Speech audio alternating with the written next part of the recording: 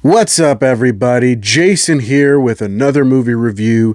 Today, I'll be talking about John Wick Chapter 4. But before I get started, I will be talking spoilers, most certainly. So if you don't want anything spoiled for you, stop the video, head out to the theater, and I do recommend you go see this in the theater. Then come on back here, and we can talk about it. But now that we're past the spoiler warning, let's dive into this, shall we?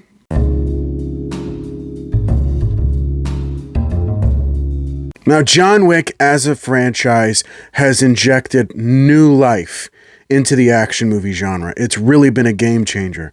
So you would think, being the fourth entry in the franchise, that it might have run out of steam and maybe dropped in quality a little bit. That couldn't be further from the case. This is, I believe, the best movie in the John Wick franchise. I mean, the fight scenes are so elaborate and so intricate. It's like watching ballet, and it's absolutely perfect. There's even some technical bits in here that just blew me away. At one point in the movie, there's a top-down gunfight that sort of reminded me of one of those third-person shooter video games, but it's like a top-down perspective. And just following him from one room to another, it blew my mind. I cannot fathom how they could have pulled that off. But these are the sort of things that have been keeping the John Wick franchise fresh and alive for as long as it is. And I feel like this is definitely a fitting ending to that franchise. And the cast is just phenomenal. I think this is one of the best casts in the John Wick franchise so far. Just a few standouts. Of course, Keanu Reeves still bringing the heat as John Wick, delivering a more faceted performance, but only in the way that Keanu Reeves can. And of course, delivering that signature, yeah, just gets me every time. Lawrence Fishburne as the Bowery King, really having the time of his life. He steals every scene that he's in and is a presence that just fills the room, just as the character would in the movie. One of the biggest standouts in the newer cast, of course, is the addition of Donnie Yen. He's a fantastic character as Kane, and they're perhaps maybe setting more up with him in the future. And that's really one thing I really enjoyed about this movie, is that aside from, of course, sticking with John Wick and not really taking much away from the mystique and the power of this character, but also bringing in these new characters and giving them a chance to shine. Because, of course, with this being the conclusion of the John Wick franchise, there is potential for more stories to be told in this world. So introducing these new characters felt so natural and didn't really feel forced, and I really, really liked that, especially with Donnie Yen's character.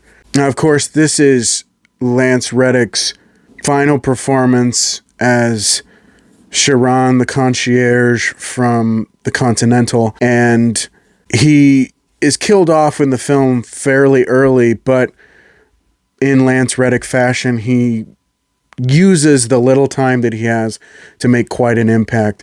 And I feel that maybe at the time, without intentionally being sort of attributed, it does perfectly pay tribute to not only the character of Chiron, who's been a big part of this franchise since film one. He was certainly one of my favorite parts and definitely a standout. But of course, by extension, Lance Reddick as well. He has been such a huge part of film and television and animation and even video games, and he is sorely missed. Overall, I thought this was a really fantastic film. It was a really great way to bring this franchise, or at least this part of it, to a close. Now, I will admit there are a few moments where some of the fight scenes run a bit long, but something then happens that pulls you right back into it. And the beauty is, this is one of those movies that doesn't take itself too seriously. There was one point where there's this lengthy staircase and John Wick is somewhere near the top and he's knocked down, and he rolls down the steps, and he keeps rolling down the steps, and he keeps rolling down the steps.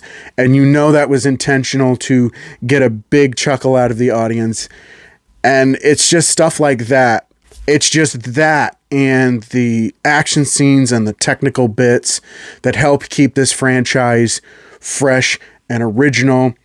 Of course, at the conclusion of this film, John Wick does inevitably die, so there will be, of course, no further entries in the John Wick franchise. However, there is that ballerina spinoff that's coming, and of course the Continental TV series that's supposedly still in the works. I'm hoping to see more and more of this world that they created.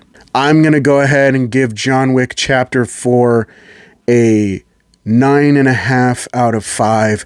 I thought it was phenomenal. But that's just my opinion. Let me know what you thought of John Wick Chapter 4 down in the comments. Do you agree? Do you disagree? I want to hear from you. If you enjoyed the video, don't forget to click the like button. You want to see more videos, don't forget to subscribe. Click that notification bell so you can get updates on when my new videos are coming out. You can also follow my social media pages, Facebook, Instagram, TikTok. Links are down in the description of this video. Thank you so much for watching. I really do appreciate it. And I will see you on the next one. Bye.